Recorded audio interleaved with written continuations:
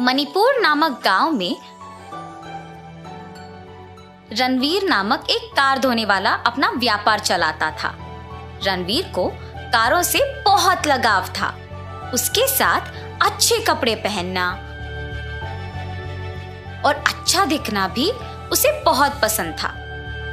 अगर कोई रणवीर के कपड़ों की या उसके चेहरे की प्रशंसा करते हैं तो वो बहुत खुश हो जाता है। यही उसकी सबसे बड़ी कमजोरी है। रणवीर के पास गांव के लोग अपने अपने कार को साफ करवाने के लिए लेके आते थे।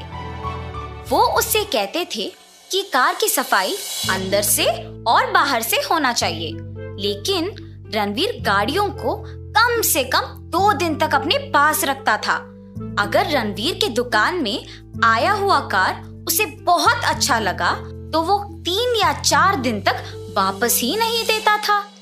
रणवीर अपनी यात्रा के लिए कारों का उपयोग करता था और अपने दोस्तों को प्रति घंटे के हिसाब से कारों को किराए पे देता था। एक दिन प्रेमजी नामक एक बहुत अमीर आदमी एक महंगी कार में मणिपुर आता है। रास्ते में कीचड़ के कारण उसका कार का टायर गंदा हो गया और वही प्रेमजी को कार धोने का एक दुकान नजर आया। कार पूरा गंदा हो गया। यहाँ वैसे भी एक कार वॉश का दुकान है, यही वॉश करवा लूंगा। ऐसे सोचकर प्रेमजी रणवीर के दुकान जाता है। रणवीर प्रेमजी का कार देख सम्मोहित हो जाता है। प्रेमजी आके बात भी करता है, मगर रणवीर की आंखें तो सिर्फ उनके लाल रंग महंगी कार पे होता है और वो उनकी बातों पे बिल्कुल ध्यान नहीं देता है। बाबू इधर देखो, सुनाई दे रहा है? तब रणवीर प्रेमजी को देख अतिथि का गौरव देता है। बैठिए सर, इस कुर्सी में बैठिए। ऐसे कुर्सी साफ करके बैठने के लिए कहता है। नहीं बाबू, मुझे 15 मिनट में निकलना है। तुम अगर कार जल्दी से धो लोगे तो मैं निकल जाऊंगा। क्या 15 मिनटों में? इस कार को कम से कम एक बार तो चलाना होगा। पता नहीं ऐसा मौका वापस कब आएगा। कुछ भी करके आज इस कार को यही रख लेना होगा। बाबू क्या सोच रहे हो? चलो चलो काम शुरू करो। सर, आपका कार देख के पता चल रहा है कि बहुत कीचड़ और गंदगी भरा है। ये सब साफ करने में वक्त तो लगेगा ही। कल इसी समय पे आके ले जाइए। कल? पर शहर में तो चाहे कितना भी कीचड़ हो 15 मिनटों में काम खत्म करते हैं और तुम कल तक का समय मांग रहे हो। यहाँ तो वो सारी मशीन नहीं है ना भाई साहब, आपकी मर्जी है अब। ऐसे कहता है। प्रेमजी भी सोच में पड़ जाता है कि इस कीचड़ भरी कार को लेके वो अपने रिश्तेदारों के घर नहीं जा पाएगा, तो इसीलिए फैसला करता है कि कार को वही छोड़ना बेहतर है। ध्यान रखना, इस कार से मेरा बहुत लगाव है। ऐसे कह के वहां से चला जाता है। रणवीर की खुशी की कोई सीमा नहीं थी। कूद कर नाचते हुए कार में बैठता है। वाह वाह, देखो कैसे चमक रहा है ये गियर, ये स्टीयरिंग। आय हाय, काश ये कार मेरे पास होता। और ऐसे कह के गाड़ी शुरू करता है और ऐसे करते ही गाड़ी तेजी से निकल पड़ती है और ये रणवीर को और भी उत्तेजित करता है। प्रेमजी के नजर से बचने के लिए कार को गांव में नहीं चलाता है और गांव के दूसरे ओर गाड़ी घुमा लेता है। खुशी से गाड़ी चलाते हुए, तेजी बढ़ाते हुए गाड़ी को उड़ाता है और उसे ये करने में बहुत मजा आता है। थोड़ी देर बाद अपने दुकान पे आकर कार से उतरते हुए गाड़ी चलाने में मजा आ गया। गाड़ी उतर के देखता है कि कार और भी गंदा हो गया। ये देख तुरंत गाड़ी की सफाई के काम में लग जाता है और साफ करने के बाद वाह वाह, इतनी सुंदर गाड़ी मेरे दुकान पे आना और मेरा उसे चलाना सच में मेरा किस्मत ही है। ऐसे रणवीर अपने आप में बात कर ही रहा था कि उस गांव के मुखिया और अमीर आदमी पृथ्वीराज उस लाल गाड़ी को उनके रास्ते से गुजरते हुए देख आश्चर्यचकित रह जाता है। ए रणवीर, तुम्हारे शेड पे इस तरह के महंगी गाड़ी का आना कब से शुरू हुआ? बहुत अच्छा है। मुझे 1 घंटा किराए पे दोगे? अब भाई साहब, इतनी महंगी गाड़ी के किराए का दाम भी तो महंगा ही होगा। अगर आपको मंजूर है तो लेके जाइएगा। मौके पे चौका मार रहे हो तुम। वैसे ऐसे गाड़ी के लिए तो कोई भी मूल्य मंजूर है। बोलो कितना है?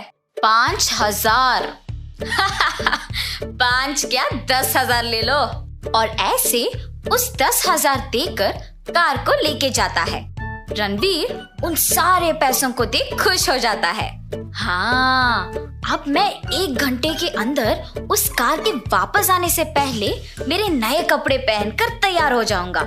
उस फोटोग्राफर को बुला के इस कार के साथ मेरी तस्वीर खींचने के लिए कहूंगा।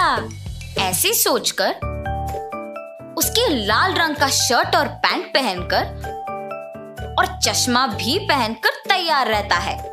कार के आते ही कार के अंदर, कार के बाहर और कार के ऊपर बैठकर अपनी तस्वीर खिंचवाता है। कैमरा वाले को भेजने के बाद उस कार छोड़ने का मन ही नहीं कर रहा था और उसे पता है कि शायद ऐसी महंगी कार को चलाने का मौका फिर उसे कभी नहीं मिलेगा और इसीलिए गाड़ी को वापस तेजी से घुमाने ले जाता है। अचानक आगे से एक लड़का अपनी साइकिल पे आ रहा होता है और इस कार को देख वो दंग रह जाता है और इससे वो अपने साइकिल पे नियंत्रण खोकर साइकिल के साथ गिर जाता है और कार के डोर पे छोटा खरोच लग जाता है। रणवीर तुरंत कार से उतरकर उस खरोच को देखता है और घबरा जाता है और गाड़ी को उसके शेड लेके जाता है। शेड आके उस गाड़ी पे लगे खरोच को छुपाने के लिए अनगिनत तरीके कोशिश करता है। अंत में उसे एक कलर स्प्रे लगा के छुपाता है। अरे बाप रे, अब तो ये खरोच दिखाई नहीं दे रहा। अब तो मेरे ऊपर उन्हें कोई शक नहीं आएगा। कल तक तो ये रंग भी सूख जाएगा। हाँ, ऐसे सोचकर अगले दिन शेड के लिए घर से निकल पड़ता है और उससे पहले ही प्रेम जी शेड आ पहुंचते हैं और उसका इंतजार करते हैं। ये देख रणवीर चौंक जाता है मगर शेड को नकली हंसी हंसते हुए खोलता है। जैसे ही रणवीर कार पे लगे कपड़े को उठाता है, प्रेम जी कार के पास जाके जांचते हैं कि उसने ठीक से सफाई की या नहीं और इस दौरान रणवीर कांपते रहता है। एक जगह पर प्रेम जी कार को छूना बंद करके उसे सूंघते हैं। क्यों सिर्फ इस जगह पे रंग का गंध आ रहा है? रणवीर कांपते हुए कुछ नहीं सर, पता नहीं क्यों। एकदम टिप टॉप से तैयार होके मेरे कार में पूरा गांव घूम के साइकिल से टकरा कर खरोच भी लगवा के उसे छिपाने कुछ रंग लगाए हो ना, और उसके ऊपर तुमने मेरे ही गाड़ी को किराए पे दिया, उसके साथ तस्वीर खिंचवाया। क्या इन्हीं सब के लिए मुझसे एक दिन इसको यहाँ छोड़ने के लिए कहा था तुमने? पुलिस, आप सबने देखा ना इसका नाटक, तुरंत इसे गिरफ्तार करो। मैंने भरोसे पे गाड़ी यहाँ छोड़ी थी। वो तो अच्छा हुआ कि मेरे नौकर ने इसे गांव के बाहर चलाते हुए देख लिया, वरना ये मुझे बेवकूफ बना देता। मेरे ही तरह किसी और के साथ ये नहीं होना चाहिए और इसीलिए इसको दंडित करना ही होगा। और ऐसे प्रेम जी रणवीर को गिरफ्तार करवाता है। तो इस कहानी का नैतिक क्या है? किसी और के चीजों से हमें लगाव या उन पे लालच नहीं होना चाहिए। जो हमारे पास है उससे संतुष्ट रहना चाहिए।